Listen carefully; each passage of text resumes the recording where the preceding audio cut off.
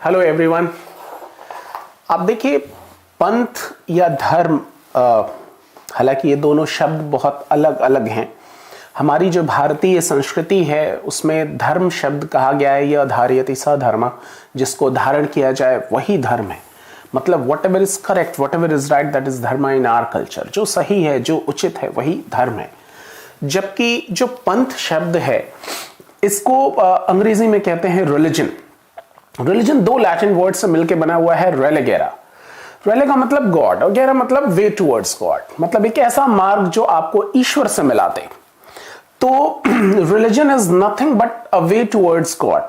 ये जो जिसको हम पंथ कहते हैं तो वो और कुछ नहीं, बस वो ईश्वर को प्राप्त करने का मार्ग है। और निश्चित रूप से ये मार्ग अलग अलग हो सकता है। यहां ये बिल्कुल हमारी व्यक्तिगत चुनाव है कि हम ईश्वर की प्राप्ति को के लिए कौन सा मार्ग अपनाते हैं, क्या सहज है। ये बिल्कुल ऐसे ही है जैसे आप सारे विद्यार्थी अपने परीक्षाओं की, अलग अलग परीक्षाओं की तैयारी कर रहे हैं और इसके लिए आप अलग अलग संस्थान में, अलग अलग कोचिंग इंस्टीट्यूशंस को ज्वाइन करते हैं। यहां आपका जो उद्देश्य है वो है कि अपनी परीक्षा में सफलता प्राप्त करना। वो ए कोचिंग में एडमिशन लेके हो रहा है या बी कोचिंग में, ये बहुत महत्वपूर्ण नहीं होता, खास करके तब जब आप सफलता प्राप्त कर लेते हैं। आप आईएएस ऑफिसर हो जाएंगे, क्या फर्क पड़ता है कि आपने कौन सी कोचिंग से पढ़ाई की, कोचिंग की भी है नहीं, इस बात का भी कोई बहुत महत्वपूर्ण फर्क नहीं पड़ता। संविधान में जब खास करके भारत जैसे देश जहां इतनी विभिन्नताएं हैं, अलग अलग मान्यताओं, अलग अलग बिलीफ सिस्टम को मानने वाले लोग हैं, अलग अलग पंथों में विश्वास रखने वाले लोग हैं, तो ऐसे में जो राज्य की जिम्मेदारी हो जाती है, जो सरकार की जिम्मेदारी हो जाती है रिलीजन को लेकर कि इसका क्या दृष्टिकोण है, वो बहुत महत्वपूर्ण हो जाता है। आप सबको मालूम है कि भारत एक पंथ निरपेक्ष राज्य है। We are a secular country. ये शब्द अक्सर चर्चा में रहता है, कई बार विवाद का विषय बन जाता है। तो जो आज की हमारी कक्षा है वो इन्हीं चीजों को सुलझाने की कोशिश करेगी। आज 8वीं क्लास का जो तीसरा अध्याय है, पंथ निरपेक्षता की समझ, हम उसके बारे में बात करेंगे। तो मैं अरुण त्रिपाठी आप सभी लोगों का स्वागत करता हूं। तो चलिए बिना वक्त गवाए हम सीधे पुस्तक पर अपनी बात शुरू करते हैं कि क्या एनसीईआरटी क्या कहती है। अध्याय का नाम ही है पंथ निरपेक्षता की समझ। अब यहां इन्हीं के एग्जाम्पल से चीजों को समझने की कोशिश करते हैं। यह कहता है, कल्पना कीजिए कि आप हिंदू या मुसलमान हैं और अमेरिका के किसी ऐसे भाग में रहते हैं जहां ईसाई कट्टरपंथी बहुत ताकतवर हैं। मान लीजिए कि अमेरिका का नागरिक होते हुए भी कोई आपको किराए पर मकान नहीं देना चाहता। आपको कैसा महसूस होगा? क्या आपको गुस्सा नहीं आएगा? अगर आप इस भेदभाव के खिलाफ शिकायत करें और जवाब में आपको कहा जाए कि यह देश तुम्हारा नहीं, तुम भारत लौट जाओ, तो आपको कैसा लगेगा? क्या आपको बुरा नहीं लगेगा? आपका यह गुस्सा दो रूप ले सकता है। एक हो सकता है कि आप प्रतिक्रिया में यह कहें कि ठीक है, जहां हिंदू और मुसलमानों की तादाद ज्यादा है वहां ईसाइयों के साथ भी इसी तरीके का बर्ताव होना चाहिए। यह बदला लेने वाली बात है। या फिर आप ये राय बना सकते हैं कि सबको इंसाफ मिलना चाहिए। इस सोच के आधार पर आप संघर्ष का रास्ता चुनकर इस बात के लिए आवाज उठा सकते हैं कि धर्म और आस्था के आधार पर किसी के साथ भेदभाव नहीं होना चाहिए। बहुत महत्वपूर्ण इंट्रोडक्शन है इस पुस्तक का। ये इसको थोड़ा सा समझने की बात है। यहां एग्जाम्पल देके ये कह रहा है, ये आपसे एज्यूम करने के लिए कह रहा है कि सपोज आप अमेरिकी नागरिक हैं और आप हिंदू या मुसलमान हैं अपने धर्म से। देखिए, जब हम धर्म शब्द का इस्तेमाल करते हैं तो अक्सर वो पंथ के परिप्रेक्ष्य में करते हैं, रिलीजन के कॉन्टेक्स्ट में करते हैं। तो आप रिलीजन से हिंदू या मुस्लिम हैं और आप किसी ऐसे स्थान पे रहना चाह रहे हैं जहां ईसाई कट्टरपंथी ज्यादा हैं, जो रेडिकल क्रिश्चियंस हैं वो ज्यादा हैं, और ऐसे में अगर आपको कोई मकान नहीं दे रहा है, आप वहां के नागरिक हैं, बावजूद इसके आपको मकान नहीं दे रहा है, आप इस बात की शिकायत करते हैं, तो फिर आपको जो अथॉरिटीज हैं वो कहती हैं, भाई ये आपका देश नहीं, आप अपने देश जाओ, वापस जाओ, जहां से आए हो वहां जाओ। तो ये आपको बड़ा मतलब असमानता फील होगी और बड़ा मतलब इंसल्टिंग भी है, एक तरीके से आपके अस्तित्व पर प्रश्न है। तो ऐसे में ये कह रहा है कि दो ऑप्शंस आते हैं आपके सामने। एक तो ये आएगा कि ठीक है, चलो हमारे साथ तुम ऐसा बर्ताव कर रहे हो, तो वो इलाके जहां मुस्लिम या हिंदू बाहुल्य है, वहां हम ईसाइयों को बताएंगे। इसको बदला लेने की प्रवृत्ति कहते हैं। ध्यान रखिएगा, ये न्याय नहीं होता। जस्टिस इज नॉट रिवेंज, ठीक है, या रिवेंज इज नॉट जस्टिस। दोनों ही परिप्रेक्ष्य हैं, दोनों ही की। आप बदला लेना हमेशा न्याय करना नहीं होता। तो एक तो ये विचार आपके अंदर आ सकते हैं, ये कैसे समाज को का निर्माण करेगा और क्या किन परिस्थितियों का निर्माण करेगा, और वो सारी परिस्थितियां किस तरीके से विकास में सहयोग करेंगी आपके अपने समुदाय के लिए और बाकी लोगों के लिए, ये विचार का विषय है।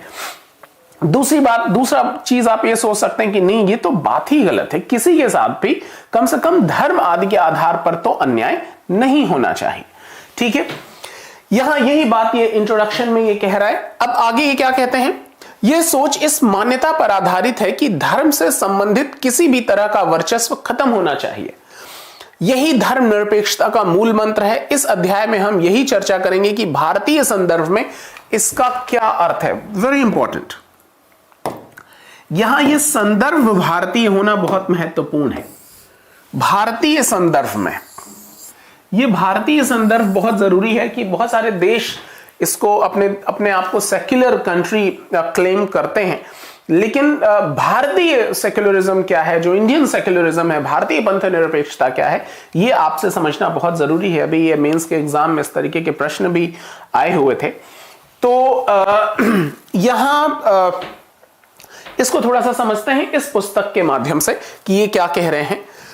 यहां इस अध्याय की भूमिका को एक बार फिर से पढ़िए। आपको ऐसा क्यों लगता है कि बदले की भावना समस्या को निपटाने का सही रास्ता नहीं हो सकती? ये इस बारे में आप देखिए, हमने कई सारे जो अध्याय पिछले खासकर की 6ठी क्लास में जो इनइक्वालिटी वाली बात पढ़ी थी कि किस तरीके से इस तरीके की भावनाएं समाज में, देश में इनइक्वालिटी पैदा करेगी। तो निश्चित रूप से ये तो रास्ता नहीं है कि आप ये कह दें कि ठीक है हम अब इसको बदले के तौर पर देखेंगे। तो दूसरे विकल्पों पे जरूर विचार करने की आवश्यकता है। यहां फिर ये आगे कह रहा है कि इतिहास में हमें धर्म के आधार पर भेदभाव, बेदखली और अत्याचार के अनेक उदाहरण मिलते हैं। शायद आपने पढ़ा होगा कि हिटलर ने जर्मनी में यहूदियों पर किस तरीके के अत्याचार किए। वहां कई लाख लोगों को केवल धर्म के आधार पर मार दिया गया था। लेकिन अब यहूदी धर्म को मानने वाले इजराइल में भी मुसलमान और ईसाई अल्पसंख्यकों के साथ अमानवीय व्यवहार कर रहे हैं, किया जा रहा है। वहां भी सऊदी अरब में गैर मुसलमानों को मंदिर या गिरजाघर बनाने की छूट नहीं है, ना ही इन धर्मों के लोग वहां पूजा अर्चना के लिए किसी सार्वजनिक स्थल पर इकट्ठे हो सकते हैं।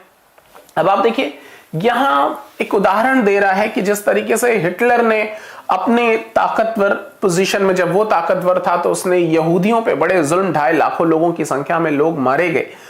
और फिर बाद में इजराइल जो धर्म के आधार पर ही बना, इजराइल यहूदियों का देश है, अब वहां वही चीजें मुसलमानों और ईसाइयों के साथ हो रही है।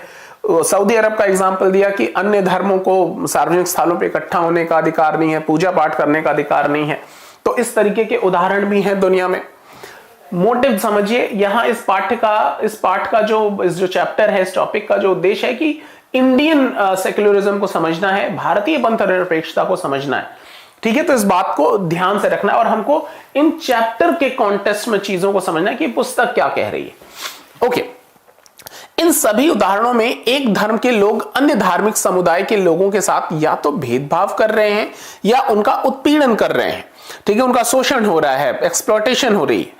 भेदभाव की ऐसी घटनाएं तब और ज्यादा बढ़ जाती हैं जब दूसरे धर्मों के स्थान पर राज्य किसी एक धर्म को अधिकृत, बहुत ही महत्वपूर्ण बात, कि दूसरे धर्म के साथ किसी भी तरीके की इनइक्वालिटी की जा रही है, कोई भी एक्सप्लॉइट किया जा रहा है, किसी को डोमिनेट किया जा रहा है। ये सारी चीजें ठीक है समाज में हो रही हैं, अपनी अपनी मान्यताएं हैं, लोगों की अपनी अपनी विश्वास है, उसके आधार पर वो संघर्ष कर रहे हैं। लेकिन इसमें बढ़ोतरी कब हो जाती है कि जब दूसरे धर्मों के स्थान पर राज्य किसी एक धर्म को अधिकृत मान्यता प्रदान कर देता है।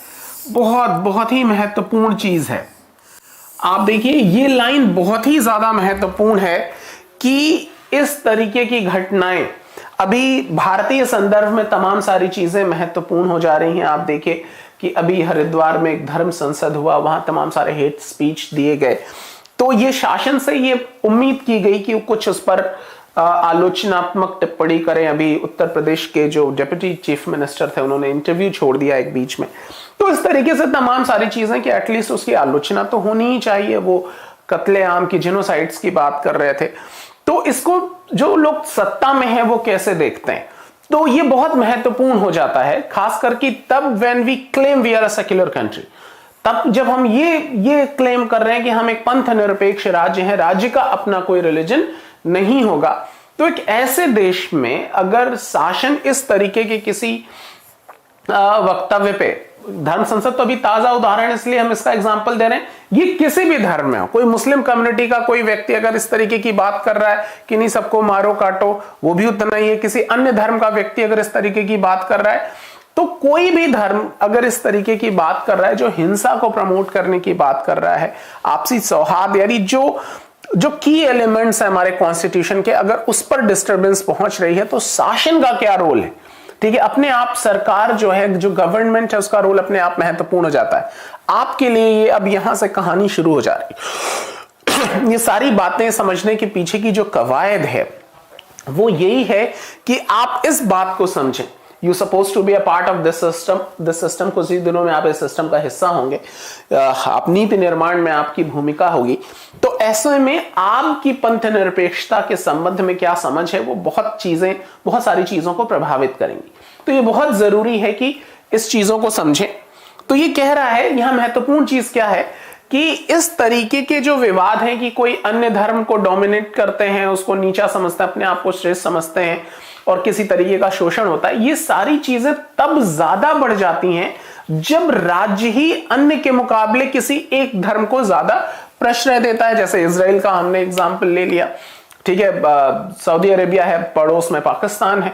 तो ये सारे लोग जब एक ही धर्म को एक राज्य के धर्म के रूप में मान्यता दे देंगे, तो जाहिर है कि ये इनडायरेक्टली दूसरे धर्मों को के शोषण को बढ़ावा देने की प्रेरणा यहां से मिलनी शुरू हो जाती है।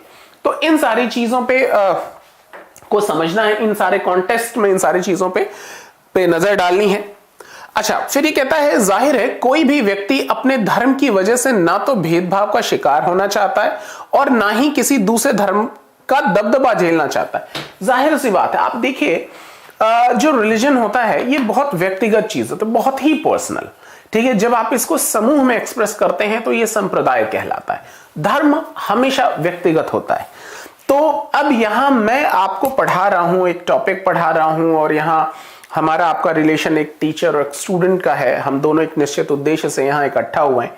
तो मेरी इस क्लास में इस बात का कोई महत्व नहीं कि मेरी अपनी आस्था किस रिलीजन में है, ठीक है। मुझे आपके प्रति भी भेदभाव करते वक्त इस बात का ख्याल, मतलब भेदभाव नहीं होना चाहिए मेरी तरफ से भी। आप मेरे लिए स्टूडेंट हैं, मुझे कोई फर्क नहीं पड़ना चाहिए कि आपकी क्या जाति है, क्या धर्म है, आप स्त्री हैं, पुरुष हैं। तो कहने का मतलब यह है, अगर ऐसा माहौल नहीं होगा तो हम सब लोग कलेक्टिवली अपने उद्देश्यों की प्राप्ति नहीं कर पाएंगे। तो ये बहुत जरूरी है कि हम अपने हमारी जो पर्सनल बिलीव्स हैं वो हमारी व्यक्तिगत चीज है, वो हमारे काम में आड़े नहीं आनी चाहिए हमारी किसी भी तरीके की। उसमें अब उसके आधार पे अब आप ये चुनाव करना शुरू कीजिए, नहीं साहब मैं तो अपने ही धर्म के शिक्षक से पढ़ूंगा, ठीक है, मैं ये चुनाव करूं, नहीं मैं तो अपने ही धर्म के स्टूडेंट्स को पढ़ाऊंगा, तो ये एक तरीके से देश में तमाम तरीके के विभाजन का कारण बनेगी। तो ये, और हम सब वो सारे उद्देश्य पूरे भी नहीं कर पाएंगे। तो वो ये बड़ी अच्छी बात कह रहा है, इस बात को बहुत ध्यान से समझना है। मैंने आपको पहले ही बताया कि एनसीईआरटी पढ़ने, जो आपके लिए एनसीईआरटी पढ़ना महत्वपूर्ण होता है, वो इन्हीं लाइनों की वजह से, छोटी छोटी लाइन है और एक्सप्लेनेशन कमाल की होती, तमाम सारी जगहों पे आप इसका इस्तेमाल कर सकते हैं।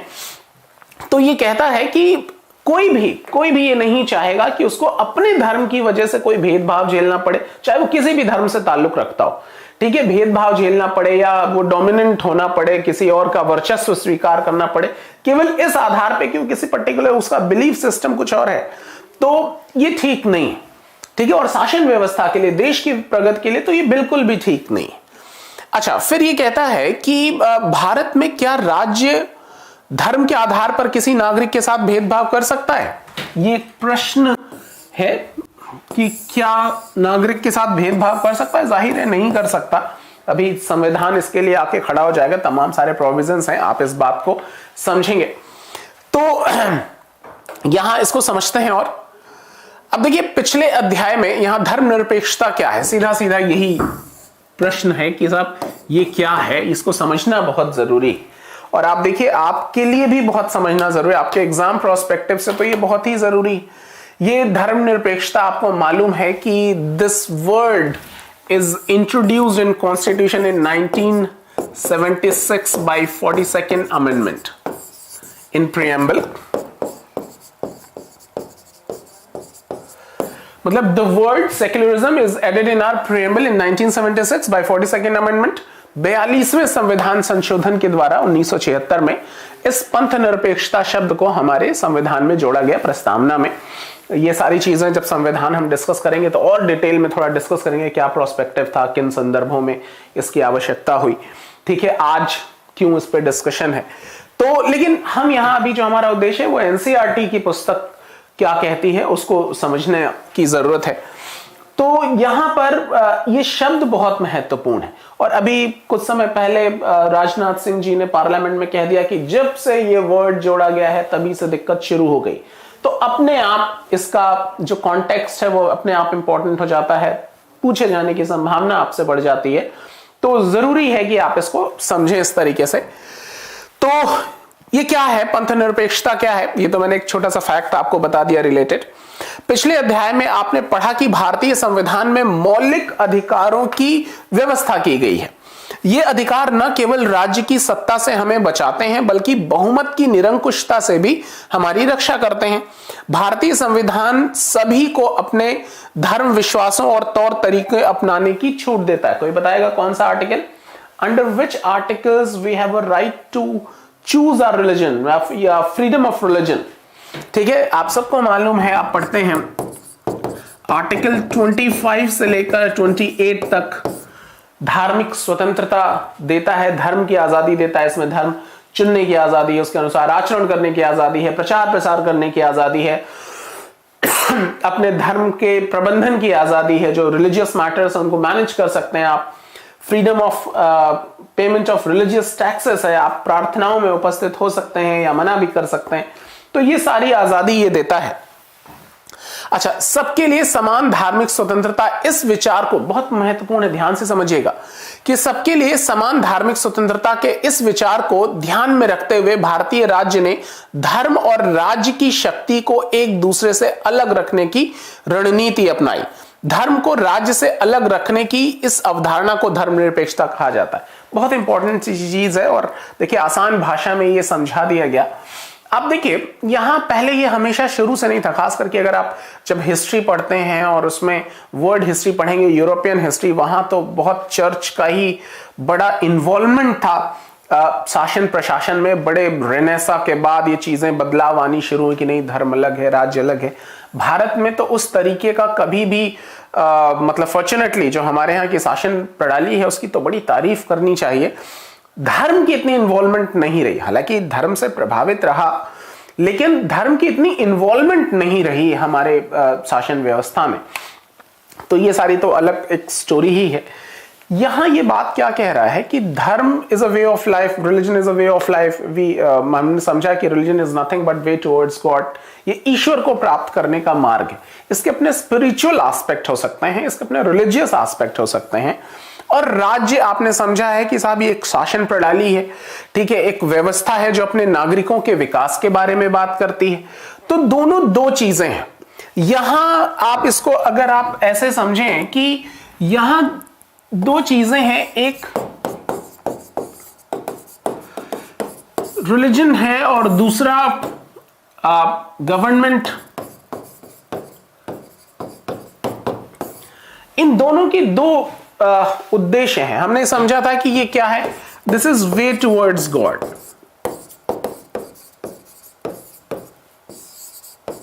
ये ईश्वर को प्राप्त करने का मार्ग है, ईश्वर को प्राप्त करने का मार्ग है। और ये है, ये इंश्योर करता है डेवलपमेंट ऑफ पीपल।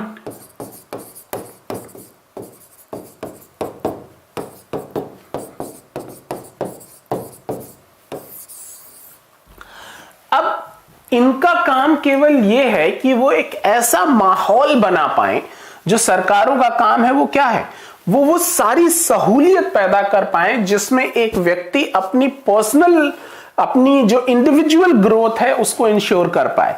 यानी एक राज्य में एक व्यक्ति होने के नाते मेरा विकास कैसे संभव है, मेरी अपनी मान्यताओं के साथ, मेरी अपनी पहचान के साथ। तो ये बहुत महत्वपूर्ण है। और ऐसे ही अगर हर नागरिक को ये आश्वस्त कर दिया जाए कि नहीं साहब, आप जैसे हैं, आपकी जो भी बिलीफ सिस्टम है, आपकी चाहे जैसी आस्था है, आप उसके साथ ग्रो कर सकते हैं। ठीक है, अगर इस तरीके का माहौल बनता है तो निश्चित रूप से मैं अपनी योग्यता का भरपूर इस्तेमाल कर सकता हूं, जो न केवल मेरी जिंदगी को बेहतर बनाएगा बल्कि मेरे कंट्रीब्यूशन से समाज और फिर देश की उन्नति में भी सहायक होगा। तो ये सारा कुछ मैं कर पाऊं उसकी जिम्मेदारी है इन सरकारों की, स्टेट की जिम्मेदारी है। ठीक है, state is responsible for all these things. लेकिन जो रिलीजन है, हमने समझा था कि ये क्या है, कि साहब ये एक ऐसी नियमावली, एक ऐसे तौर तरीकों की बात करता है जिससे हमको ईश्वर की प्राप्ति हो सके। अभी अलग ही डिस्कशन है ईश्वर से क्या समझते हैं और उसकी प्राप्ति के क्या रास्ते हैं, उसके तमाम सारे रिलीजियस टीचिंग्स हैं, अलग अलग धर्मों में अलग अलग उसके प्रणालियां हैं, प्रक्रियाएं हैं, तो ये डिस्कशन ही अलग है। तो ये इनका फोकस ईश्वर की प्राप्ति है, रिलीजन का जो फोकस है वो ईश्वर की प्राप्ति है। लेकिन अगर समहाउ इनका वर्चस्व गवर्नमेंट पे आ जाए, सरकारें शासन प्रशासन करते वक्त इस बात का भी ख्याल रखें कि नहीं साहब, रिलीजन जो कि पॉलिटिकली अगर देखें, अगर आपसे पूछा है what is political significance of religion, why this religion thing is as important, ठीक है, इतना महत्व क्यों दिया गया है, और इतना महत्व कि हमने फ्रीडम ऑफ रिलीजन भी, मतलब constitution give us as a fundamental right, मौलिक अधिकार के रूप में दे दिया। तो इसका राजनीतिक महत्व क्या है? तो उसका राजनीतिक महत्व यही है कि साहब ये हमारा रिलीजन हमारी पहचान भी, ठीक है, जो तमाम सारे एस्पेक्ट हैं वो तो ही है, ये हमारी अपनी पहचान भी है, और उसकी न केवल सुरक्षा बल्कि उसकी विकास की भी संभावनाएं होनी चाहिए। तो अपने आप, चूंकि रिलीजियसली, मतलब रिलीजन के साथ हम अपना विकास करना चाहते हैं, तो गवर्नमेंट की इनको सुविधाएं देने के लिए अपने आप इनका महत्व बढ़ जाता है, इनका रोल बढ़ जाता है। लेकिन अगर इनका झुकाव किसी एक रिलीजन के साथ हो गया तो निश्चित रूप से वो बाकी रिलीजन के साथ अन्याय हो जाएगा। ये नहीं होना चाहिए। और इसी एक ऐसे माहौल को कि भाई आप अपना काम करो, आप वो माहौल बनाओ जिसमें एक व्यक्ति भी इस देश का वो अपनी डेवलपमेंट को इंश्योर कर पाए।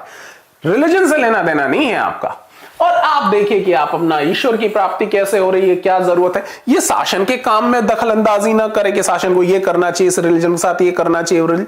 ये शासन हर व्यक्ति को नागरिक की हैसियत से देखे, ठीक है। जैसे आपके पिताजी को आपके सिलेक्शन से मतलब है, अब आप वो ए कोचिंग में पढ़ के आपका सिलेक्शन हो रहा है कि बी कोचिंग में, वो यू डिसाइड, ये स्वतंत्रता उन्होंने आपको दे दी कि आप तय कीजिए, ठीक है। वो लोग रोज आके नहीं कि साहब नहीं ये चैनल सब्सक्राइब करो, यही वीडियो देखना पड़े। उन्होंने कह दिया भाई ये ले फोन, ये ले लैपटॉप, ये रहा internet connection, and you decide, ठीक है। अब ये आपकी जिम्मेदारी, आपको लगता है नहीं ये वाले ठीक बता रहे हैं या दूसरे वाले ठीक बता रहे हैं, यू डिसाइड। उनका मोटिव है कि आपका सिलेक्शन हुआ या नहीं हुआ। उसी तरीके से जो स्टेट का जो मोटिव है वो ये कि एक नागरिक के रूप में आपका विकास हो रहा है कि नहीं हो रहा है। वो हिंदू होके हो रहा है या मुसलमान होके, ये देखना काम स्टेट का नहीं है, वो you decide, this is your personal choice, that is why this is given to you as a fundamental right, मौलिक अधिकार के रूप में ये आपको दिया गया है।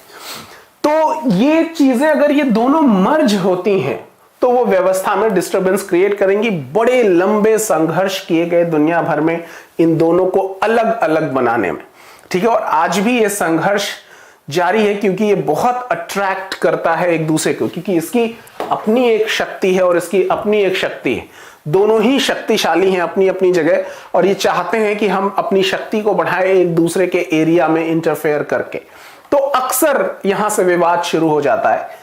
पंथ निरपेक्षता वही फिल्टर है जो इन दोनों को एक बाउंड्री क्रिएट कर देता, भैया आप अलग हम अलग, और तभी जाके हम दोनों सामूहिक उद्देश्यों की प्राप्ति कर पाएंगे।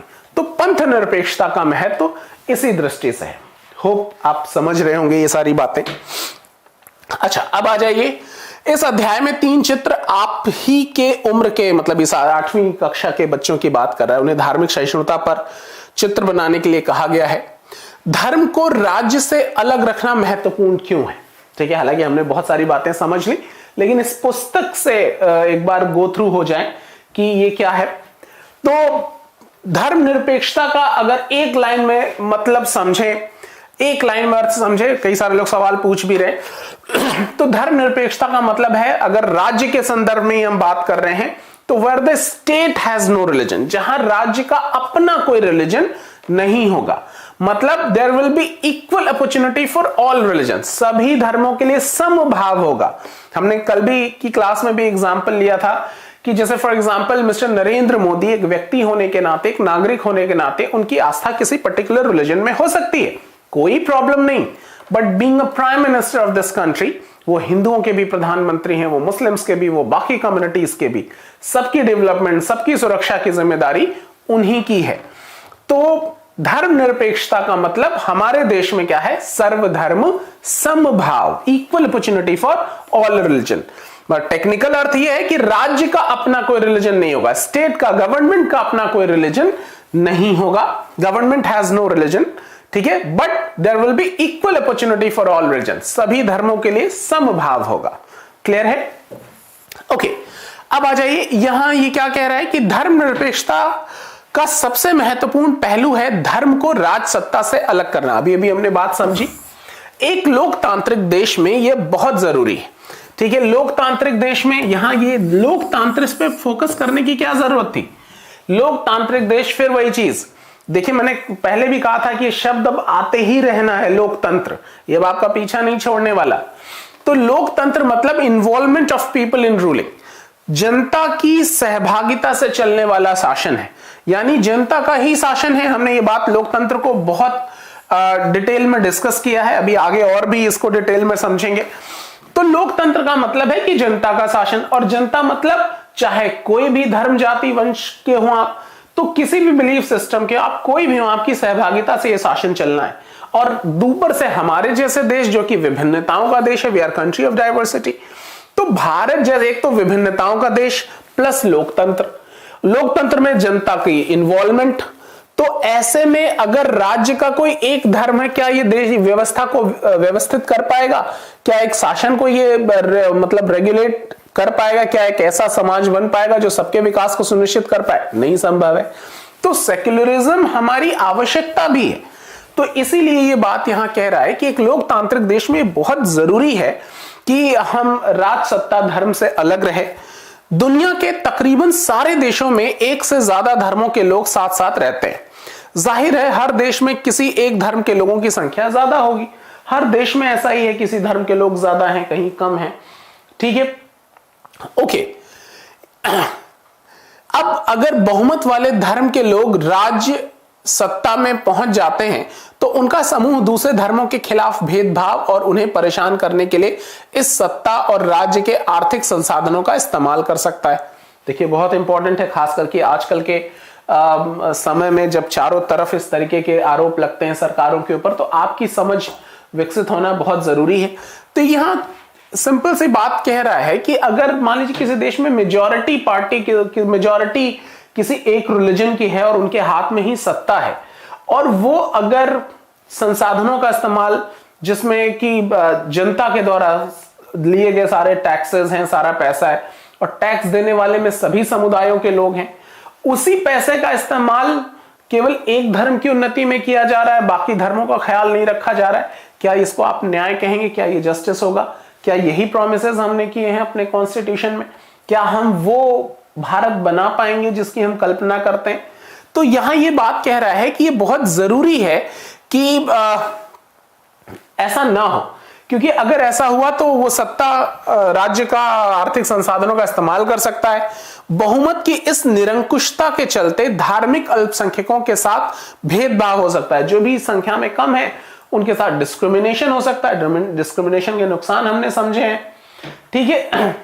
तो राज्य सत्ता का मतलब होता है गवर्नमेंट, ठीक है। तो यहां हो सकता है उनके साथ जोर जबरदस्ती होगी, जो भी कमजोर हैं उनके साथ मनमाना व्यवहार होगा, उनका शोषण होगा कुल मिला के। यहां तक कि कई बार उनकी हत्या भी कर दी जाती। तमाम सारे एग्जाम्पल आपने देखे हैं अलग अलग समय में, अलग अलग न्यूज रिपोर्ट्स में आपने तमाम सारी चीजें आपने देखा है, समझा है।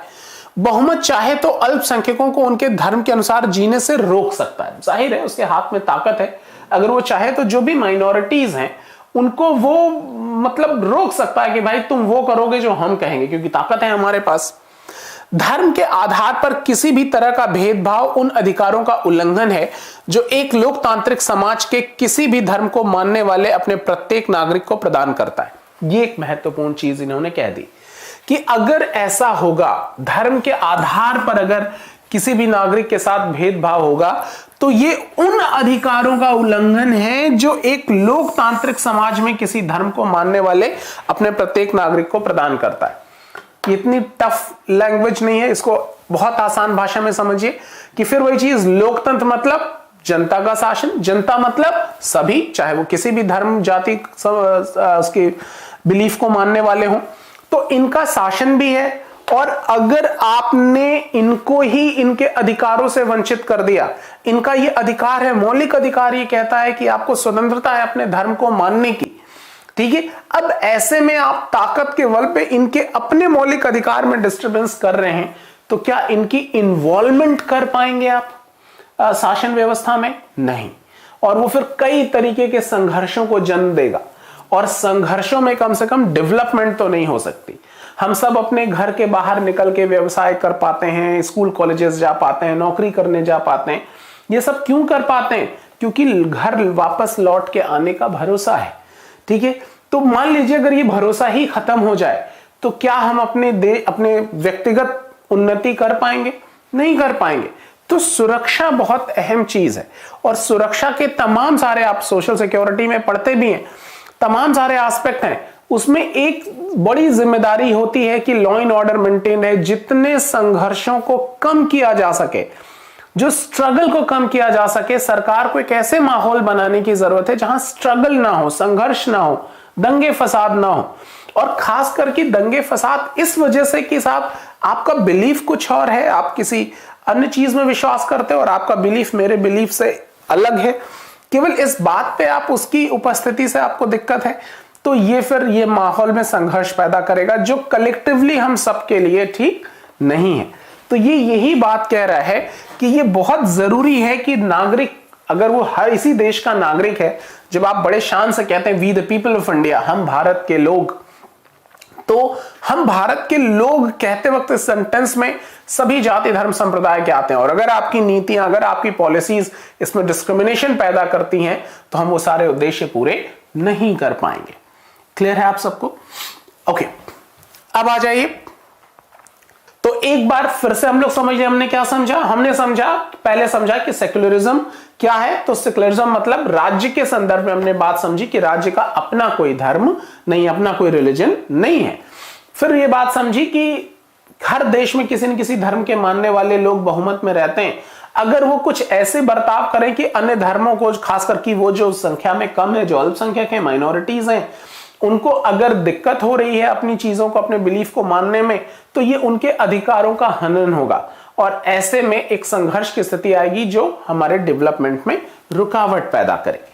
तो अभी तक तो ये बात समझिए। आगे क्या कहता है यहां? फिर ये कहता है लोकतांत्रिक समाजों में धर्म को राज्य से अलग रखने का एक महत्वपूर्ण कारण यह है कि हमें लोगों के धार्मिक चुनाव के अधिकार की रक्षा करनी। अभी अभी आपने समझा कि this is our fundamental right, we have a right to choose our religion, ठीक है, we are very much free to choose our religion. हम तुम्हारी किस धर्म में आस्था है, यह चुनाव करने का अधिकार हमारा है। मैंने अभी आपको एग्जांपल दिया कि आपके पिताजी को आपके सिलेक्शन से मतलब है, आप एक कोचिंग में पढ़ के लीजिए चाहे बी कोचिंग में, वो उन्होंने आप पे छोड़ दिया, यू डिसाइड, ठीक है। उनका भाई रिजल्ट दे दो, आप अफसर बन जाओ। इसी तरीके से जो संविधान का उद्देश्य है वो यही कि आप एक नागरिक के रूप में उन्नति करो, वो हिंदू हो गए करो, मुसलमान हो गए, क्रिश्चियन हो गए, वो यू डिसाइड। तो ये इसीलिए अधिकार के रूप में दे दिया है हम नागरिकों को कि ये हम तय करें कि हमारा बिलीफ सिस्टम किस में, हमको क्या लगता है कि हमारा विकास किस मान्यता के साथ, किस धर्म के साथ हो सकता है, ठीक है। ओके, अब आ जाइए। इसका अर्थ यह है कि देश में किसी भी व्यक्ति को एक धर्म से निकलने और दूसरे धर्म को अपनाने का धार्मिक उपदेशों की अलग अलग ढंग से व्याख्या करने की स्वतंत्रता होती है। आप देखिए कौन सा आर्टिकल ये जो कह रहा है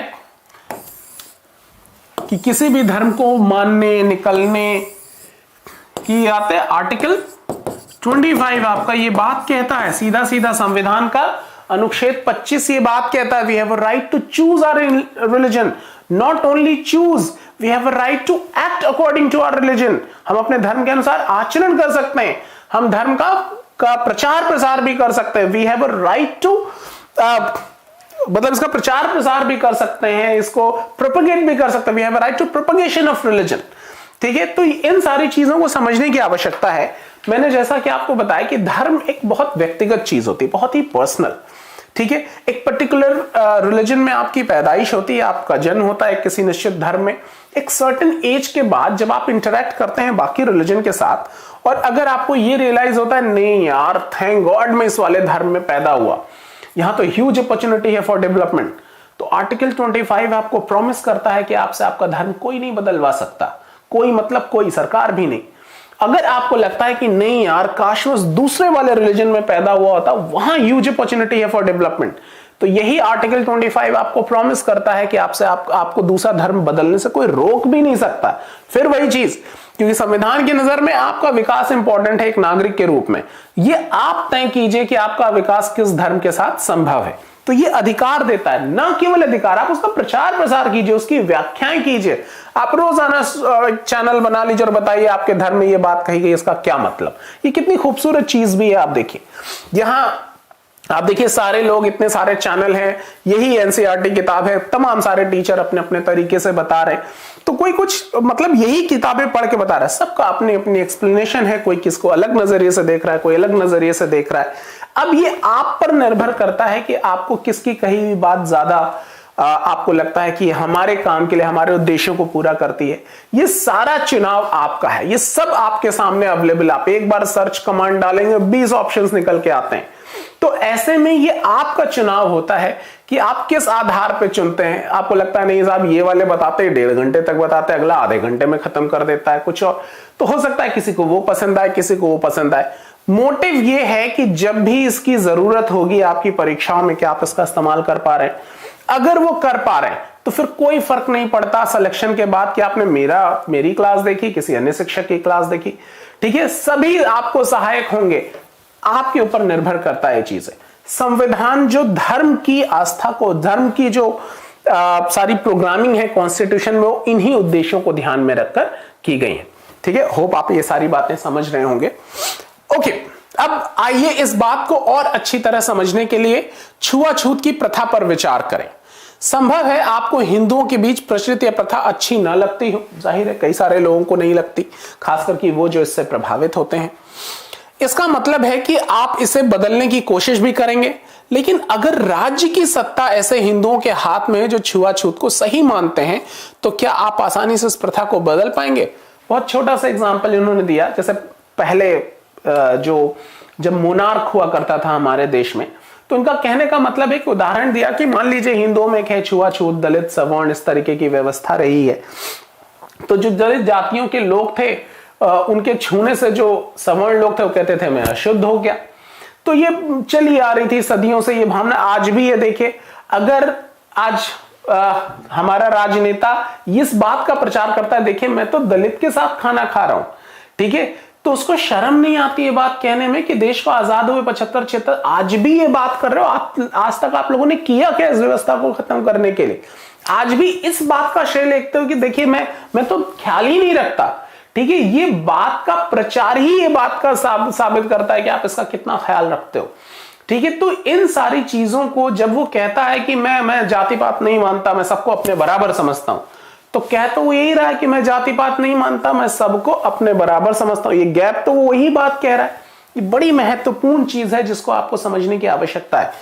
तो यहां पर छुआछूत है, आप उसको खत्म करना चाहते हैं।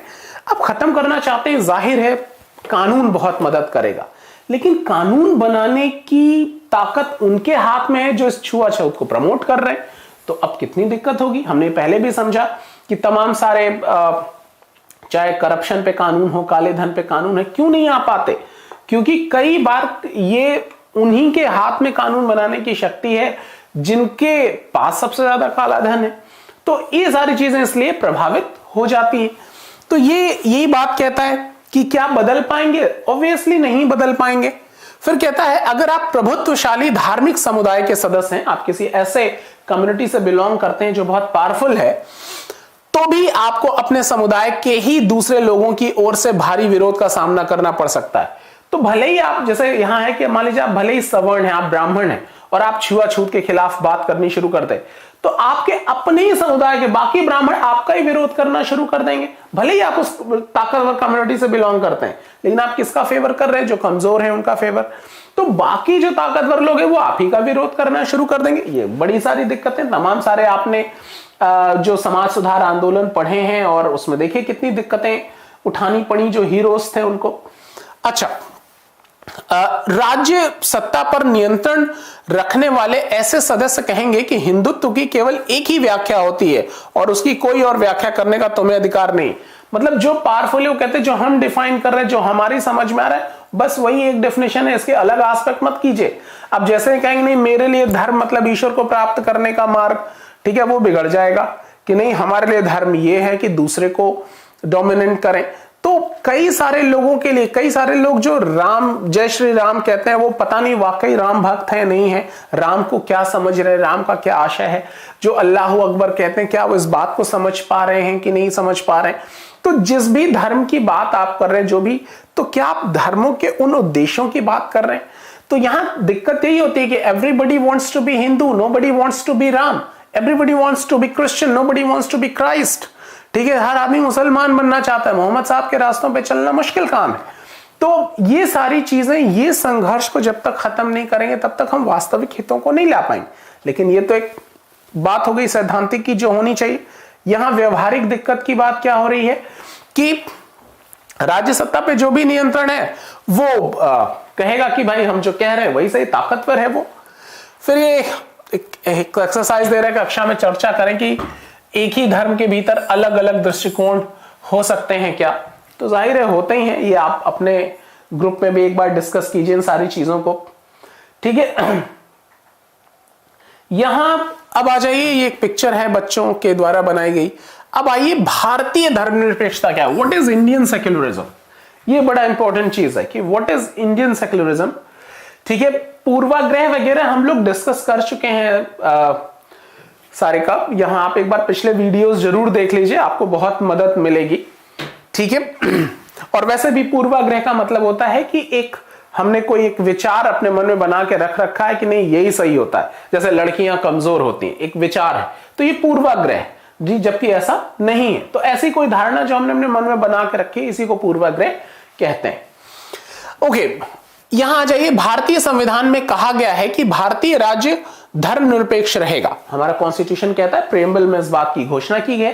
अभी अभी मैंने आपको बताया कि 1976 में इसको जोड़ा गया 42nd अमेंडमेंट से। हमारे संविधान के अनुसार केवल धर्मनिरपेक्ष राज्य ही अपने उद्देश्यों को साकार करते हुए निम्नलिखित बातों का ख्याल रख सकता है। वो केवल हमने समझा कि अगर भारत जैसा देश जो कि विभिन्नताओं का देश है और उसमें डेमोक्रेसी भी है, तो उसके लिए तो पंथ निरपेक्षता एक आवश्यक चीज है, बहुत जरूरी है कि इसको समझने की जरूरत है। तो ये क्या कहता है कि निम्नलिखित चीजों का ख्याल रख सकता है। कोई एक धार्मिक समुदाय किसी धार्मिक समुदाय को न दबाए, कोई डोमिनेंट पोजीशन नहीं होनी चाहिए कि आप एक, भले ही आप बहुमत में है अपनी कम्युनिटी के, लेकिन भले ही अपनी धर्म को मानने वाला कोई अकेला व्यक्ति भी है, तो उसको भी अपने डेवलपमेंट की उतनी ही पॉसिबिलिटीज लगे, उसको डर नहीं लगना चाहिए, उसके भी विकास की उतनी ही संभावनाएं होनी चाहिए। तो अगर इस तरीके का माहौल हम बना पाने में सफल हो जाते हैं तो हमारी बड़ी सफलता है। फिर ये कहता है कुछ लोग अपने ही धर्म के अन्य सदस्यों को ना दबाएं, जैसे छुआछूत की बातें। अगर इस तरीके भी सरकारों का इसमें रोल होना चाहिए, और देखिए सरकारों का रोल बाकायदा है, तमाम सारे कानून बनाए जाते हैं इसी के लिए। राज्य न तो किसी खास धर्म को थोपेगा और ना ही लोगों की धार्मिक स्वतंत्रता छीनेगा। जाहिर सी बात है, ऐसा जरूरी भी, और हमने ऐसा किया भी अपने संविधान के माध्यम से। हमने सबको धर्म चुनने की आजादी दे दी है, धर्म के परिवर्तन की आजादी दे दी है, धर्म चुनने की आजादी दे दी है, अपने धर्म में बने रहने की आजादी दी है, प्रचार प्रसार करने की आजादी दी है। तो इन सारी चीजों का भी ध्यान रखने की आवश्यकता है। अच्छा, फिर ये क्या कहता है इस तरह के दबदबे को रोकने के लिए भारतीय राज्य कई तरह से काम करता है। पहला तरीका यह है कि वो खुद को धर्म से दूर रखता है। वी आर सेक्युलर कंट्री, मैंने अभी भी बताया कि पहला काम क्या करता है स्टेट, क्या करेगा, कहेगा भाई हमारा कोई रिलीजन नहीं है। मतलब ऐसा नहीं है वो किसी रिलीजन से कोई लेना देना नहीं है, इसका मतलब यह है कि मैं सभी धर्मों को, मतलब सरकार सभी धर्मों के साथ समभाव रखेगी, सर्व धर्म समभाव का विचार होगा। ठीक है, और ये क्या है, पहला तरीका यह है कि वह खुद को धर्म से दूर रखता है। दूसरा, भारतीय राज्य की बागडोर न तो किसी एक धार्मिक समूह के हाथ में है और ना ही राज्य के किसी एक धर्म का समर्थन देता है। जाहिर है जनता ही चुनती है। जब हम कहते हैं जनता चुनती है तो जनता में सभी लोग हैं, वो सभी धर्मों के मानने वाले लोग हैं। आप अपनी अपनी कॉन्स्टिट्यूएंसी से किसी अपने प्रतिनिधि को चुनकर भेजते हो और वो चुनाव धर्म के आधार पर तो नहीं होता, टेक्निकली तो नहीं होता। अब आपने वोट देते वक्त इस बात का ख्याल रखा है तो आप इन सारी चीजों पे चोट पहुंचाएंगे। तो ये बहुत जरूरी है कि इसको समझने की जरूरत है। ओके, भारतीय राज्य की बागडोर न तो किसी एक धार्मिक समूह के हाथ में है और ना ही राज्य किसी एक धर्म के समर्थन देता। अच्छा, भारत में कचहरी, थाने, सरकारी विद्यालय और दफ्तर जैसे सरकारी संस्थानों में किसी खास धर्म को प्रोत्साहन देने या उनका प्रदर्शन करने की अपेक्षा नहीं की जाती। आप देखिए ज्यादातर स्कूलों के नाम भी किसी धार्मिक व्यक्ति के नाम पर नहीं लिखे जाते। वहां अगर प्रार्थनाएं भी हो रही तो क्या कहता है, ऐसी शक्ति हमें देना दाता। अब वो दाता राम जी हैं, दुर्गा जी हैं, अल्लाह मियां है, क्राइस्ट है, वो यू डिसाइड। ठीक है, तो प्रार्थनाएं भी बड़ी सेक्युलर टाइप की होती, किसी एक धर्म को मान्यता ना हो। ठीक है, इसीलिए देखिए किसी एक त्योहार को मनाने की छूट नहीं दी जाती, वो छुट्टी कर देते हैं। किसी भी धार्मिक कोई आता है, होली दिवाली सब आएगा, ऐसा नहीं कि स्कूल में सेलिब्रेट कराते हैं, वो छुट्टी कर देते हैं सरकारी स्कूलों में खास करके कि भाई आप अपने तरीके से मनाइए। ठीक है, अच्छा ये देखिए एग्जाम्पल भी एक राजकीय माध्यमिक विद्यालय, यहां ये पूछता है, एक बच्ची पूछती है अपने टीचर से, सर अगले महीने अच्छा ये थोड़ा सा ब्लर सा है, एक बहुत बड़ा त्योहार आ रहा है, हमने भी स्कूल में क्या हम इसको मनाएंगे? तो टीचर समझाते हैं कि नहीं, ये सरकारी स्कूल है, यहां इस तरीके के त्योहार कोई त्योहार नहीं मनाया जाता, छुट्टी दे देते हैं, आप घर में अपने तरीके से मनाइए। ठीक है, तो वही बात जो मैंने आपसे कही वही बात यहां कार्टून के माध्यम से आपसे कही जा रही है। अब उपरोक्त चित्रकथा में स्कूल के भीतर किसी धार्मिक त्योहार का आयोजन सभी धर्मों के साथ एक जैसा व्यवहार करने की सरकारी नीति के खिलाफ होता। जाहिर है कि अगर सरकार मान लीजिए कोई एक त्योहार, किसी एक त्योहार को सेलिब्रेट कर रहा है, स्कूल सेलिब्रेट कर रहा है, तो स्कूल में तो अन्य धर्मों के लोग भी हैं, तो अब ये उनके साथ लगता कि नहीं साहब ये एक ही त्योहार को प्रमोट कर रहे हैं, तो इस तरीके से उनकी सहभागिता हो पाती या नहीं हो पाती, तो इसलिए भी ये मनाना नहीं मनाते। ठीक है, सरकारी स्कूल अपनी प्रातःकालीन प्रार्थनाओं या धार्मिक आयोजनों के जरिए किसी एक धर्म को बढ़ावा नहीं देते। मैंने अभी एग्जांपल दिया कि प्रार्थनाएं भी करते हैं, तो क्या ऐसी शक्ति हमें देना दाता, इस तरीके से की प्रार्थनाएं होती हैं। धार्मिक वर्चस्व को रोकने के लिए भारतीय धर्मनिरपेक्षता का दूसरा तरीका है अहस्तक्षेप की नीति। मतलब सरकार इन्वॉल्व नहीं होती है, आपको मौलिक अधिकार दे देने के बाद सरकार की भूमिका वहां समाप्त हो जाती है। वो प्रमोट नहीं करती किसी पर्टिकुलर धर्म के कि आप इसको अपनाइए। ठीक है, ओके, इसका मतलब है कि सभी धर्मों की भावनाओं का सम्मान करने और धार्मिक क्रियाकलापों में दखल न देने के लिए राज्य कुछ खास धार्मिक समुदायों को कुछ विशेष छूट देता है। ठीक है, कि भाई आपकी वो कोई धार्मिक, वो कहता है कि भाई आप जैसे किसी को क्या कहते हैं, कुंभ मेला लगता है, तो कुंभ मेला लगाने के लिए सरकार केवल व्यवस्था करती है, एक सुरक्षा की व्यवस्था हो जाए, ठीक है, लोगों का सैनिटाइजेशन की व्यवस्था हो जाए, ठीक है, सिक्योरिटी रहे, कोई बीमार पड़ जाए तो मेडिकेशन की व्यवस्था हो जाए। तो जो सरकार की व्यवस्था अपने नागरिकों के ख्याल के लिए, ठीक है, मुहर्रम का जुलूस निकल रहा है तो देखिए लॉ एंड ऑर्डर ठीक ठाक रहे, सुरक्षित रहे, वो अपना काम कर ले, ताजिया निकाल ले, वो अपना काम कर ले। तो जो भी वो आयोजन कर रहे हैं, किसी बड़े चर्च में क्रिसमस पार्टी की जाए, सरकार ये ध्यान रखती है कि कहीं किसी तरीके का law and order system disturb ना हो। इसके अलावा ये इतना ही काम करती है और आपको फ्री करती है कि आप उसको अपने हिसाब से देखें। ठीक है, यहां फिर सरकारी स्कूलों में अक्सर कई धर्म के बच्चे आते हैं। इस बात को ध्यान में रखते हुए धर्मनिरपेक्ष राज्य के 3 उद्देश्यों को दोबारा पढ़िए। मतलब वो जो 3 उद्देश्य हमने पढ़े थे, ये एक्सरसाइज दिया बच्चों के लिए। अब यहां एक और पिक्चर है, ये कहते हैं दो दोस्त हैं आपस में बात करते हैं कि अरे तुम्हारे पास हेलमेट तो है ना, दिल्ली में सबको हेलमेट पहनना पड़ता है, ये कानून है और तुमने हेलमेट क्यों नहीं पहना, जुर्माना भरने का बड़ा शौक है क्या? तो दूसरा कहता है फिक्र मत करो, मुझे जुर्माना नहीं देना पड़ेगा। तो कहता है अरे परमजीत, तुम पर जुर्माना क्यों नहीं लगेगा?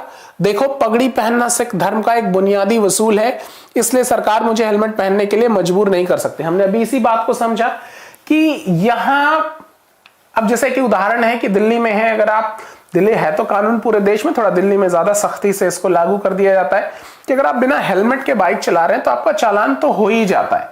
अब चालान अगर हो जा रहा है तो ये दिक्कत है, लेकिन अगर कोई सरदार जी जो कि टर्बन बांधते हैं, जो पगड़ी बांध के जा रहे हैं, तो अब वो पगड़ी बांधे तो पगड़ी के ऊपर हेलमेट तो आएगा नहीं, तो वो या तो पगड़ी उतारे या हेलमेट पहने, दोनों एक साथ कर पाना पॉसिबल नहीं है। अच्छा, पगड़ी पहनना उनके धर्म के अनुसार वो अनिवार्य है। तो आर्टिकल 25 का जो बी पार्ट है, मतलब जो आर्टिकल 25 है, वो क्या कहता है कि we have a right to act according to our religion, हमें अपने धर्म के अनुसार आचरण करने की भी आजादी है। तो धर्म के अनुसार आचरण करने की आजादी जो धर्म हमको करने के लिए कहता है, we are free to do that. तो चूंकि पगड़ी पहनना उनके धर्म का एक अनिवार्य हिस्सा है, तो वो अपने धर्म को मानने के लिए पगड़ी पहनते हैं, इनका मौलिक अधिकार है। तो इसीलिए सरकार बिना उसमें डिस्टर्बेंस क्रिएट करते है कि ठीक है आप पगड़ी पहनो, यहां हेलमेट पहनने से आपको छूट मिल जाती है। तो ये करके उनके धार्मिक भावनाओं का की सुरक्षा भी सरकार कर लेती है। तो ये यही बात कहता है, कौन से आर्टिकल में ये बात कही गई है? आर्टिकल 25 ये बात कहता है कि we have a right to act according to our religion. दो तीन बातें वो कहता है article 25, we have a right to choose religion, our religion, हमको अपना धर्म चुनने की आजादी है। दूसरा, we have a right to act according to religion, हमको अपने धर्म के अनुसार आचरण करने की आजादी है। और तीसरा, धर्म के we are free to propagate our religion, प्रचार प्रसार करने की आजादी है। तो ये तीनों ही आजादी आर्टिकल 25 आपको देता है। क्लियर है बात? ओके। अब इस चित्र कथा पट में सिख युवक परमजीत को हेलमेट पहनने की जरूरत नहीं है। कारण यह कि भारतीय राज्य इस बात को मान्यता देता है कि पगड़ी पहनना सिख धर्म की प्रथाओं के मुताबिक महत्वपूर्ण है। लिहाजा इन धार्मिक आस्थाओं में दखल अंदाजी से बचने के लिए राज्य ने कानून में रियायत दे दी।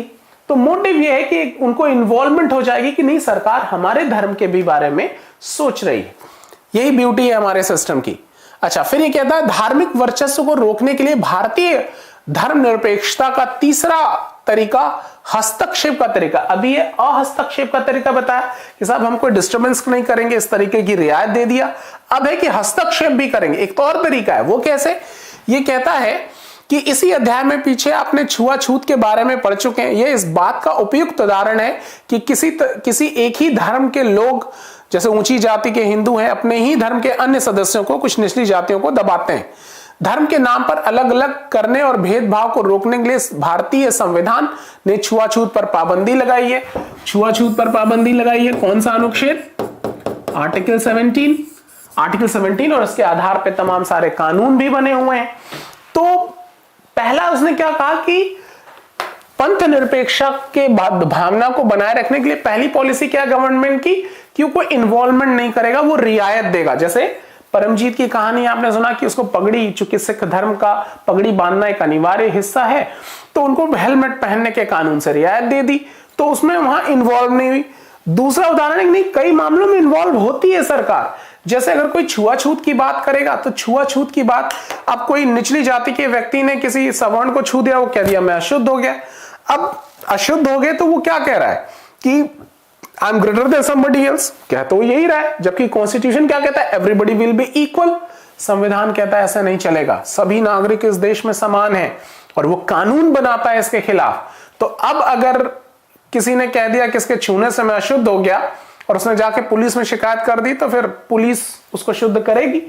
तो बेसिकली ये यहां इन्वॉल्वमेंट कर रही है सरकार, ताकि इस डिस्क्रिमिनेशन को खत्म किया जा सके। ठीक है। अच्छा, और क्या कहता है ये?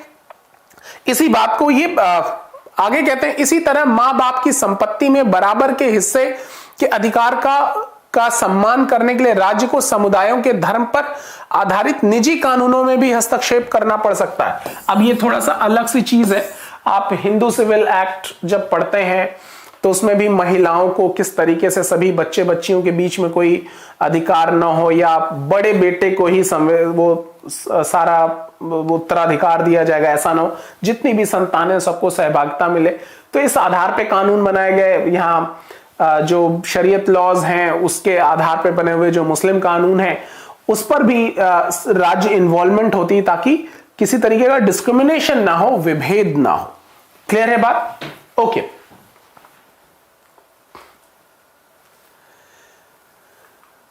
राज्य का हस्तक्षेप सहायता के रूप में भी हो सकता है। भारतीय संविधान धार्मिक समुदायों को अपने स्कूल और कॉलेज खोलने का अधिकार देता है। ठीक है, गैर प्राथमिकता के आधार पर राज्य से उन्हें सीमित आर्थिक सहायता भी मिलती है। यह सब आप पढ़ते हैं कौन से आर्टिकल में? आर्टिकल 29, 30, ये सारी चीजें हैं। आर्टिकल 26 भी इस तरीके की बातें करता है कि आप अपने धर्म के तमाम सारे, आप उसके आधार पे स्कूल कॉलेजेस खोल सकते हैं, जैसे Jamia Millia Islamia, Stephen's college, Khalsa college, Hindu विश्वविद्यालय। ये सब धर्म के आधार पर बने हुए इंस्टीट्यूशन है। तो इस तरीके की चीजें भी ये करने की आजादी देता है। और उस पर अगर सरकार का इन्वॉल्वमेंट भी रहता है, हाँ, अगर सरकार का इन्वॉल्वमेंट है तो बस वो ही इंश्योर करता है कि इसका बेनिफिट सभी लोगों को मिले। तो सरकार इन्वॉल्व होती है ऐसे में, वहां एक जगह कई बार अहस्तक्षेप करके और कई बार हस्तक्षेप करके इन्वॉल्व होकर इस सेक्युलरिज्म को मेंटेन करने का प्रयास करती है। ठीक है। भारतीय धर्मनिरपेक्षता दूसरे लोकतांत्रिक देशों की धर्मनिरपेक्षता से किस तरीके से लगे? ये भी इंपॉर्टेंट, ये आप सभी मेंस में क्वेश्चन भी पूछा गया था। ये ऊपर दिए गए तीनों उद्देश्य दुनिया के अन्य धर्मनिरपेक्ष लोकतांत्रिक देशों से के संविधान में दिए गए उद्देश्यों से मिलते जुलते हैं। ठीक है, दुनिया भर में लगभग इसी तरीके की चीजों को अपनाया जाता है। अमेरिकी संविधान में हुए पहले संविधान संशोधन के जरिए विधायिका को ऐसे कानून बनाने से रोक दिया गया जो धार्मिक संस्थाओं का पक्ष लेते हों या धार्मिक स्वतंत्रता को रोकते हों। ये बड़ी इंपॉर्टेंट चीज है कि अमेरिका के कॉन्स्टिट्यूशन में एक संविधान संशोधन ही कर दिया गया कि जो लेजिस्लेचर है वो ऐसा कोई कानून नहीं बनाएगी जो रिलीजियस मैटर्स में इन्वॉल्वमेंट करता हो, किसी उसका पक्ष लेता हो या रोकता हो। यानी इन्वॉल्वमेंट करना या नहीं करना अब ये लेजिस्लेचर का काम नहीं होगा। अब यहां से ये हमसे अलग हो गए, हम इन्वॉल्व हो भी जाते हैं, कई जगह नहीं भी होते हैं। ये कहता है मतलब ही नहीं होगा लेजिस्लेचर को। ठीक है, ये एक बात ये कह रहा है, ये एक अंतर हो गया। फिर ये आगे क्या करे? इसका मतलब है कि विधायिका किसी भी धर्म को राजकीय धर्म घोषित नहीं कर सकती, वो स्टेट का रिलीजन डिक्लेयर नहीं कर सकती, वो सेक्युलर ही रहेंगे हमेशा। न ही विधायिका किसी एक धर्म को ज्यादा प्राथमिकता दे सकती है। ठीक है, बिल्कुल वैसे ही संयुक्त राज्य अमेरिका में राज्य और धर्म के पृथक्करण का मतलब है कि राज्य और धर्म दोनों ही एक दूसरे के मामलों में किसी तरीके का दखल नहीं देंगे। स्टेट अलग चीज है, राज्य रिलीजन अलग चीज है, किसी तरीके की इन्वॉल्वमेंट नहीं होती। ठीक है, एक बड़ा बेसिक कंसेप्ट है वहां पे कि भाई जिसका जो काम है सेपरेशन है, सेपरेट कर दिया कि भाई रिलीजन अपने तरीके से चले, स्टेट अपने तरीके से चलेगा, कोई किसी के मामले में दखल अंदाजी नहीं करेगा। इस बात को लेकर वो बहुत ज्यादा क्लियर है। अच्छा, फिर कहता है शायद आप समझ गए होंगे कि भारतीय धर्मनिरपेक्षता और अमेरिकी धर्मनिरपेक्षता के बीच एक अहम फर्क है। जाहिर हम इन्वॉल्व भी हो जाते हैं, हमारे यहाँ सरकार, अभी हमने एग्जांपल दिया कि हम छुआछूत के विरुद्ध कानून बना देते हैं, मतलब इन्वॉल्व हुई ना सरकार उसमें। सती प्रथा के विरोध हम कानून बना देंगे, किस तरह 3 तलाक के विरोध में कानून बनाना शुरू कर देते, धर्म में इन्वॉल्व होती है सरकार। ठीक है, अहस्तक्षेप की भी नीति अपनाती, जैसे हमने पगड़ी वाला एग्जाम्पल समझा। अच्छा, फिर ये क्या कहता है, वही चीज यहां बताएगी। फिर ये आप पढ़ चुके हैं कि किस तरह भारतीय संविधान ने छुआछूत को खत्म करने के लिए हिंदू धार्मिक क्रियाकलापों में हस्तक्षेप किया। वही बात जो हमने अभी भी समझी। भारतीय धर्मनिरपेक्षता में राज्य धर्म से अलग तो है, लेकिन धर्म से उसका फासला सैद्धांतिक है।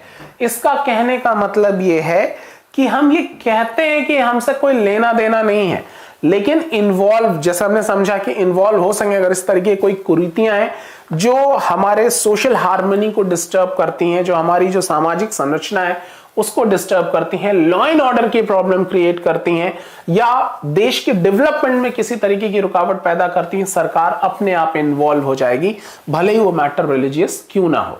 तो इसलिए हम ये कहते हैं कि हमसे कोई लेना देना नहीं है, राज्य का अपना कोई धर्म नहीं होगा, लेकिन अगर देश के विकास की बात है, कानून व्यवस्था की बात है, किसी तरीके के एक्सप्लॉयटेशन कुरीतियों की बात है, तो सरकार इन्वॉल्व हो भी सकती है। ठीक है, ओके। इसका मतलब यह है कि संविधान में दिए गए आदर्शों के आधार पर राज्य किसी भी धर्म के मामले में हस्तक्षेप कर सकता है। हमने ये बात समझी अभी।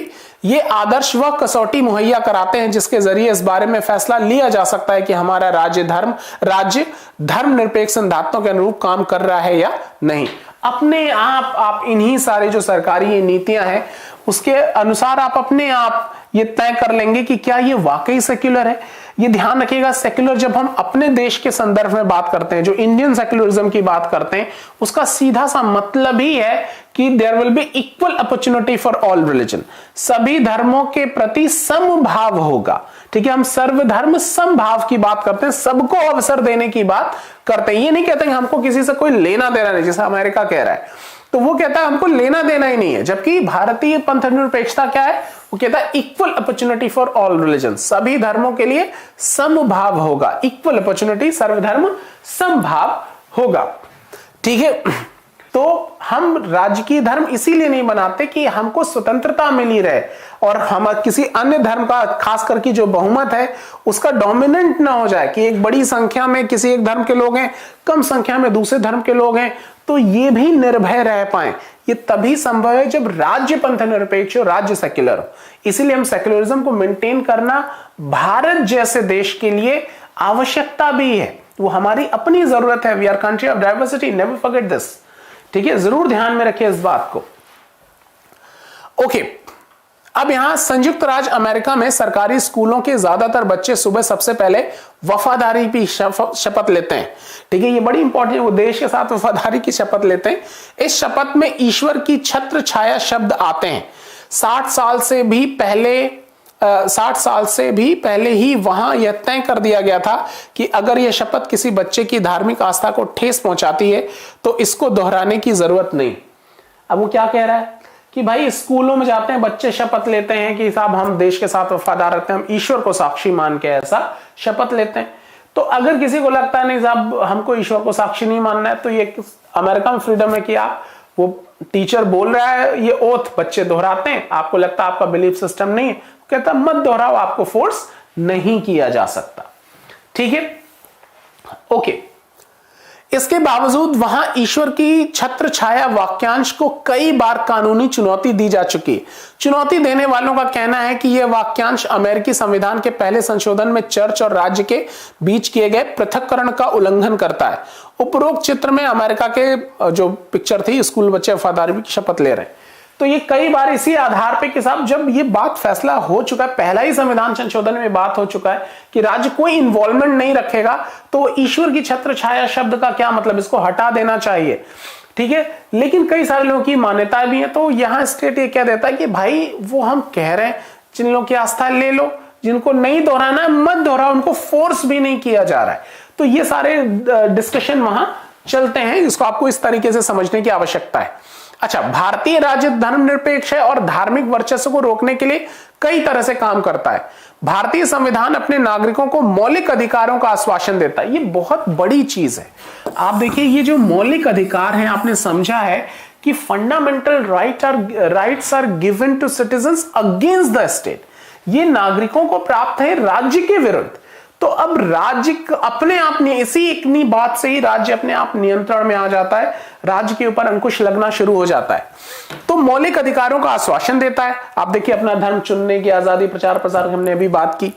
ये मूलभूत अधिकार इन धर्मनिरपेक्ष सिद्धांतों पर आधारित हैं, लेकिन इसका यह मतलब नहीं कि भारतीय समाज में इन अधिकारों का उल्लंघन बंद हो गया है। अब एक ये व्यवहारिक बात है कि ठीक है मौलिक अधिकार हैं, लेकिन हमारी भी जागरूकता तो उस तरीके की नहीं है हर जगह कि लोग इस अधिकारों के लिए प्रयास कर पाए।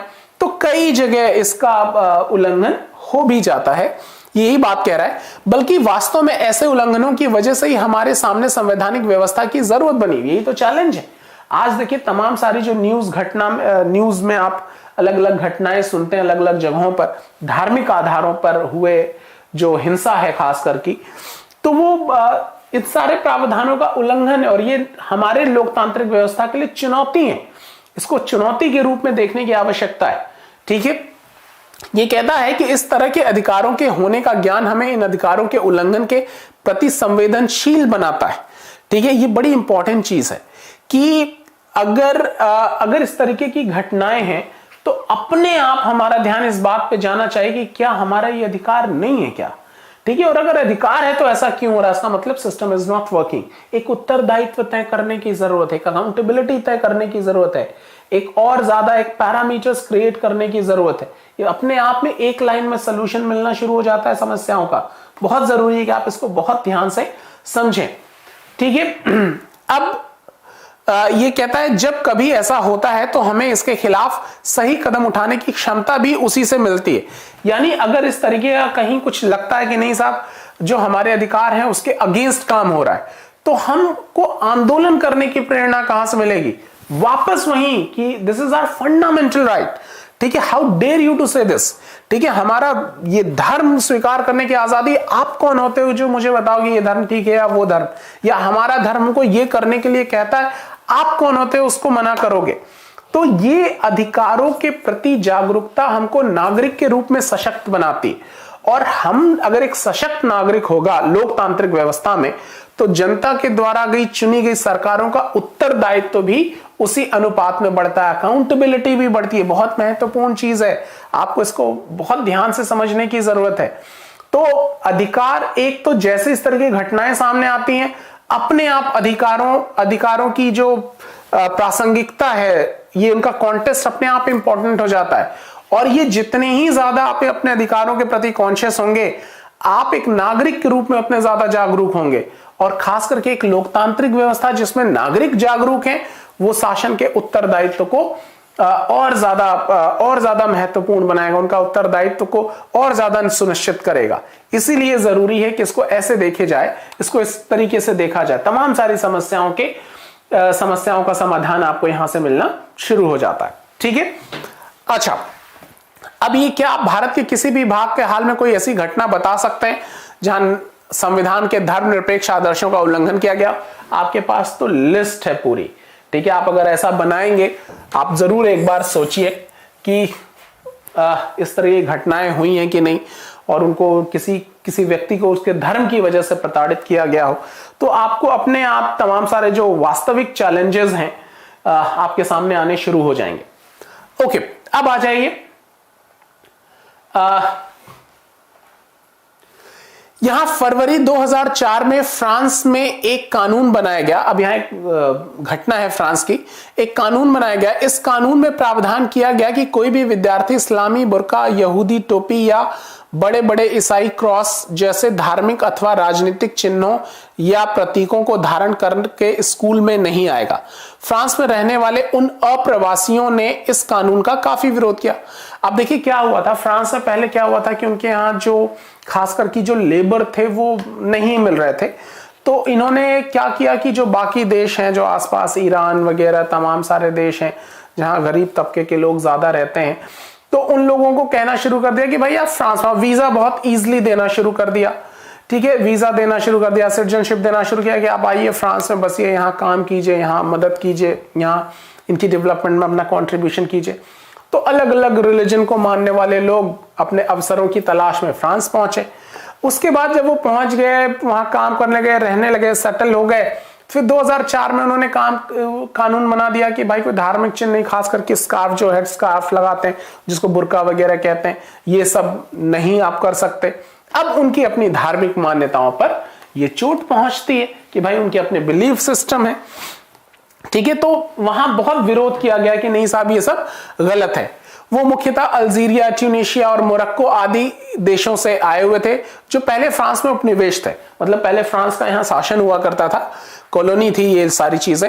अब 1960 के दशक में फ्रांस में मजदूरों की, देखिए वही बात, मजदूरों की कमी हो गई थी। उस समय इन अप्रवासियों को फ्रांस आकर काम करने के लिए वीजा यानी प्रवेश पत्र दी गई। जैसे साउथ अफ्रीका में याद होगा आपको, भारतीयों को ले जाया जाता था काम करने के लिए।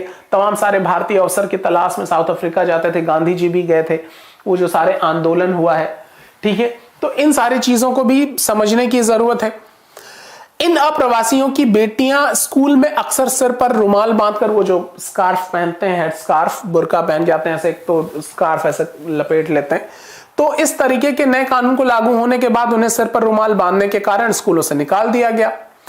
तो ये जो इस तरीके से जो वहां किया गया ये सारी चीजें, तो निश्चित रूप से जो हमारे देश की पंथ निरपेक्षता है वो वैसी आजादी उन्होंने वहां नहीं दी, जिसका बहुत विरोध हुआ, ना केवल फ्रांस में, दुनिया भर में बहुत विरोध हुआ। और यही प्रश्न भी था कि फ्रांस की पंथ निरपेक्षता को भारतीय पंथ निरपेक्षता से वो क्या सीख ले सकते हैं। तो भारतीय पंथ निरपेक्षता आर्टिकल 25 में आप देखिए वो धर्म चुनने की आजादी देती है, धर्म के अनुसार आचरण करने की आजादी देती है और धर्म के प्रचार प्रसार की आजादी देती है। ये आपको स्वतंत्रता देती है कि अपनी धार्मिक भावनाओं के साथ आप उन्नति कर लें। राज्य यहां हस्तक्षेप की नीति भी अपनाती है, हस्तक्षेप की नीति। जब तक वो डेवलपमेंट की बात हो रही है तब तक राज्य कहीं कोई डिस्टर्बेंस क्रिएट नहीं करती, लेकिन जैसे ही आप सोशल एस्पेक्ट में डिस्टर्बेंस क्रिएट करते हैं, लॉ एंड ऑर्डर को नुकसान पहुंचाते हैं, किसी तरीके की कुरीतियों को प्रमोट करते हैं, सरकार इमीडिएट इन्वॉल्व हो जाती है। तो इसीलिए पुलिस का डंडा भी होता है, इसीलिए कानून is there, law is there. तो यहां चीजें क्या है, फ्रीडम है कि आप अपने आप को प्रमोट करो, ठीक है, प्रमोट करो, अपने आप को उन्नत बनाओ, अपनी भावनाओं को, अपनी विश्वास को उन्नत बनाओ, अपनी पहचान को एक और मजबूती दीजिए, एक अलग लेवल पे ले जाइए। आप एक नागरिक के रूप में विकास करेंगे तो आपके साथ पूरा समुदाय, समाज विकास करेगा, फिर देश विकास करेगा। तो इसमें आपकी अपनी निजी आस्थाओं को भी सम्मान मिलने की जरूरत है। इन्हीं सारे उद्देश्य से हमारे देश में सेक्युलरिज्म को प्रमोट किया गया कि हम यहां पंथ निरपेक्षता की बात यहां इसी संदर्भ में करते हैं। तो ये वाली पुस्तक में यही इतनी सारी चीजें थी। आप देखिए, हालांकि सेक्युलरिज्म बहुत डिटेल्ड टॉपिक है, जब हम कॉन्स्टिट्यूशन की क्लासेस करेंगे तो इसको एक अलग संदर्भ में बात करेंगे, आपके जो एग्जाम के क्वेश्चन आते हैं उनके प्रोस्पेक्टिव में बात करेंगे। यहां कई सारे लोग, आप में से बहुत सारे लोग सवाल पूछते हैं, तो सवाल मतलब आपके सवाल ठीक होते हैं, मतलब वो और डिटेल में जाने की बात करते हैं। लेकिन जो हमारा अभी ये जो क्लासेस करने का, जो ये वीडियोस बनाने का मोटिव है, वो ये कि आप एक बार एनसीईआरटी से गो थ्रू हो जाएं। तो अभी मेरा प्रयास ये है कि मैं केवल उन बातों पे चर्चा करूं जो इस पुस्तक में लिखा हुआ है। तो इस बुक के कॉन्टेक्स्ट में हम अगर बात करेंगे तो आपको लगेगा ना, हाँ एनसीईआरटी कर ली अब हमने। अब जब हम अलग से सेक्युलरिज्म टॉपिक डिस्कस करेंगे, अलग से लोकतंत्र करेंगे, तो उसके अलग अलग एस्पेक्ट को समझेंगे, ठीक है। वो फिर एक डिफरेंट क्लास होगी जिसमें यहां की लिमिटेड चीजों पे हम नहीं आते, बड़ी सारी अन्य चीजें बनेंगी, उसका आधार, उसकी चुनौतियां, उपाय, इन सारी चीजों पे डिस्कस करेंगे। हमारे देश में स्थिति क्या है, विदेशों में क्या स्थिति है, हम कैसे इसको संघर्ष कर रहे हैं, क्या हमारे कारण है, कॉन्स्टिट्यूशनल प्रोविजंस क्या हैं, इन सब बातों पे हम वहां डिस्कस करेंगे। लेकिन चूंकि इन क्लासेस का मोटिव ये है कि हम एनसीईआरटी से गो थ्रू लें, अभी हम एनसीईआरटी पढ़ रहे हैं, तो मैं आप सबको ये पहले भी कह रहा हूं, फिर कह रहा हूं कि अपने प्रश्नों को इसी के आसपास अगर रखेंगे तो हम ज्यादा बेहतर इसको कंटिन्यू कर पाएंगे। तो यहां मोटिव ये है कि एनसीईआरटी कंप्लीट हो जाए, एक बार ये कर लेने दीजिए, आपका भी कॉन्फिडेंस बढ़ जाएगा कि हाँ हमने सारी एनसीईआरटी पढ़ ली, अब कुछ बचता नहीं है वहां से, अब आगे क्या। तो नेक्स्ट स्टेप की तरफ हम मूव करेंगे तो ज्यादा आप इसका फायदा ज्यादा उठा पाएंगे। Hope you understand. चलिए मिलते हैं आपसे अगली क्लास में। Thank you very much.